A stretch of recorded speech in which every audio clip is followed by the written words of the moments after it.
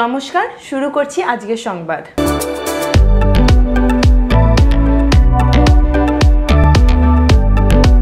আমাদের প্রত্যেকের কাছেই ভোটার লিস্ট সংশোধনের বিষয়টি অত্যন্ত গুরুত্বপূর্ণ।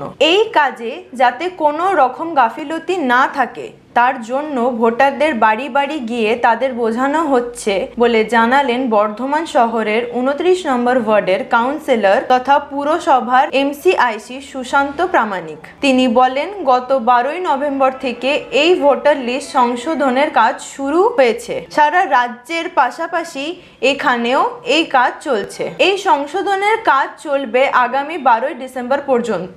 এই সময়কালের মধ্যে যাতে কারোর কোনো সমস্যা না হয় তার জন্য ওয়ার্ডে তৃণমূল কংগ্রেসের নেতৃত্ব ও কর্মীরা সাধারণ মানুষের ঘরে ঘরে গিয়ে প্রচার করছেন। শনি ও রবিবার এই ওয়ার্ডের 116 নম্বর পার্টের এবং 112 নম্বর পার্টে গিয়ে ভোটারদের এই বিষয়ে বোঝানো হয়েছে। নতুন ভোটারদের ভোটার লিস্টের নাম তোলার জন্য বলা হচ্ছে।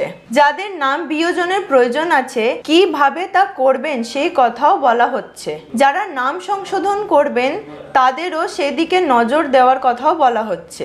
এই কাজ এখনই না করলে জানুয়ারি মাসে যে নতুন ভোটার লিস্ট প্রকাশিত হবে সেইখানে তখন নাম থাকবে না।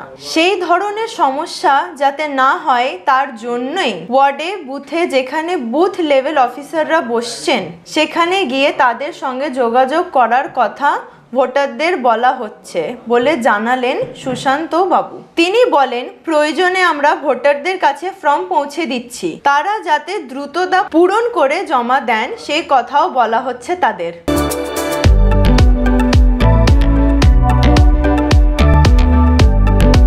আজকের সংবাদ এই পর্যন্তই। নমস্কার।